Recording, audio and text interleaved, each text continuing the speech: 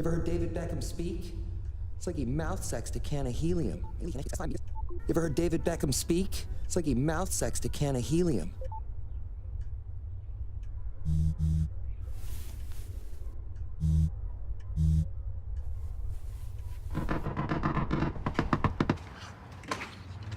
I am so sorry.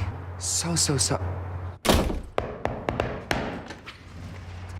Too soon? Yeah, too soon. Lo siento, amor, lo siento.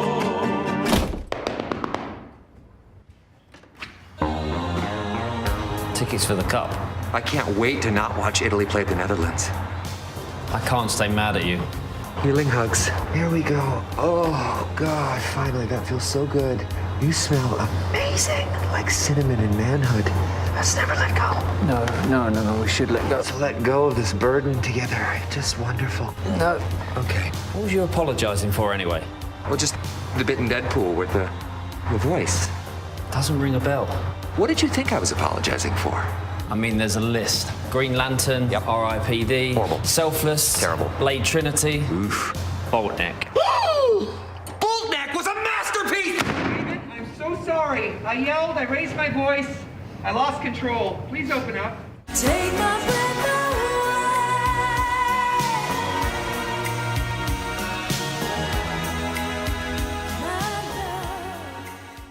Hey everybody, it's Charlie. A whole bunch of awesome stuff dropped this morning, starting with Deadpool, so let's break it down. If you're brand new to the channel too, be sure to subscribe to get everything, because it's only going to get weirder and funnier as we get closer to Deadpool dropping next week. I would be very surprised if you have no idea who David Beckham is. Obviously they're doing this as a World Cup promo, like they did the Celine Dion thing. They have Eurovision coming up, so I'm sure there'll be plenty more like this. The way they shot this and the way they edited in that footage from the first Deadpool movie made me forget whether or not they actually had that line. I had to go back and watch that part of the Deadpool movie. Like, was this an actual thing from the movie? Turns out, yes, it was. They totally made fun of David Beckham. Looks on everything. Looks are everything. You ever heard David Beckham speak? It's like he mouth-sexed a can of helium. Think Ryan Reynolds got this far on his superior acting method? So it works perfectly. It helps a lot when Deadpool makes fun of a lot of these big celebrities because, yeah, it's funny, but then usually the celebrities will respond. It gives the movie more attention. The clown. Dressed up as a sex toy. So dark. You sure you're not from the DC universe? So it's always to the benefit of the franchise that he make fun of as big celebrities as possible. David Beckham, just one of the big sporting stars in the world. I'm so sorry. Now, David Beckham himself is not a good actor. You may have spotted him during the Guy Ritchie King Arthur movie that they did a little while ago. Movie itself, not so hot, but they gave David Beckham a part where he was standing next to the stone when Arthur came to pull it out. So as a lot of sports stars do when they retire, they just start popping up all over movies and television. But you might not be familiar with all of the movies of Ryan Reynolds that they make fun of. Like, there are a couple really big deep cuts. Like Green Lantern, everybody knows. R.I.P.D., everyone knew about that because it was a big studio film. Everybody knows about Blade Trinity. That's probably what I would consider the classic, bad Ryan Reynolds big action movie. I can tell you two things. One, your hairdo is ridiculous. Two, I ate a lot of garlic. And I just farted. Silent but deadly. He got super ripped from that. It was after he blew up from the Van Wilder movies. Then he did Blade Trinity. Then he went on to do more of the big serious action movies, and he kind of fell into that rom-com hole for a little while, some of which actually blew up pretty big. But it wasn't until after Green Lantern and Deadpool that he sort of reignited his career as like the A-list big action star. And please don't make the super suit green or animated. Best deep cut that you might not be familiar with, though, is when he balks at the idea that David Beckham calls Boltneck a terrible movie. Boltneck is like the low-budget Frankenstein spoof that Ryan Reynolds did back in 2000, so not as old of a movie as you would think, but this is after he'd already done a lot of other stuff. But just listen to the plot summary here. A student receives a serial killer's brain in a transplant after being thrown into a pool with no water in it. Amazing premise, I know. It sounds like that Friends episode where Joey's fake soap opera character gets the brain transplant, but the brain that he gets is from Susan Sarandon's character. All you need to hear is that Ryan Reynolds gets a brain transplant. Boom, sold. The other movie they make fun of that I had not seen before was Selfless, which was actually from 2015, not that long ago, so like right before Deadpool blew up.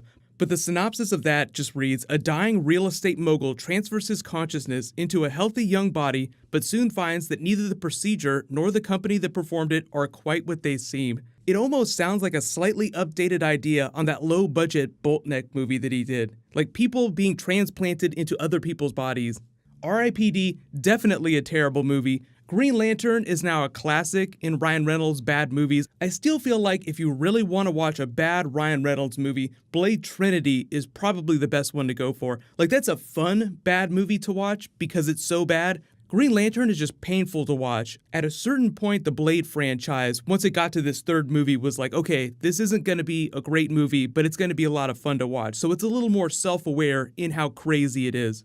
But for those of you asking, the Blade character, Wesley Snipes, totally wants to come back. I think if they bring the character back, Wesley Snipes will be a big part of that, but they might end up recasting a younger actor and turning Wesley Snipes into the Whistler of that series. What I'm hoping is that because Marvel has the rights to that, Kevin Feige said that they have considered bringing Blade back, but they haven't done vampires yet in the Marvel Cinematic Universe, so they just have to figure out how to work that in, because the genre just isn't a big thing right now. But the thing is that Sony over in the Spider-Verse wants to do a Morbius movie. So if that does end up being a thing, like if they actually do end up making it, they announced it, but who knows if it's going to get made, then maybe Marvel can loan them the Blade character the way that Sony has a deal to share the Spider-Man character with the Marvel Cinematic Universe. For those of you that are big fans of Marvel horror films, Kevin Feige did say that they wanted to do a horror film at some point. That's basically where the Blade character would fit. So even if they don't share him with Sony or they don't do any kind of crossover with Morbius or anything like that, they will still eventually get to the point where they can do a legit horror film. And I feel like the Doctor Strange character is really good for that too. So we'll see how this all works out in Phase 4 and Phase 5. But there was so much awesome stuff that dropped this morning. I'm trying to work through all the videos. If you guys didn't know, Rick and Morty was confirmed for Season 4, but that's not it. They actually renewed Rick and Morty for 70 episodes, which is basically 5 more seasons with 14 episodes each, because Dan Harmon a long time ago talked about doing more episodes per season. If you don't know what Rick and Morty is and you're not a big fan of that show, don't worry, I'm going to do a separate video about that, but all that news dropped while I was making this Deadpool video, and I just got super excited. I will also be posting new Infinity War really soon, too. So click here for brand new Infinity War, and click here for that other Deadpool Spider-Man trailer. Thank you so much for watching. Everybody stay awesome. I'll see you guys tonight.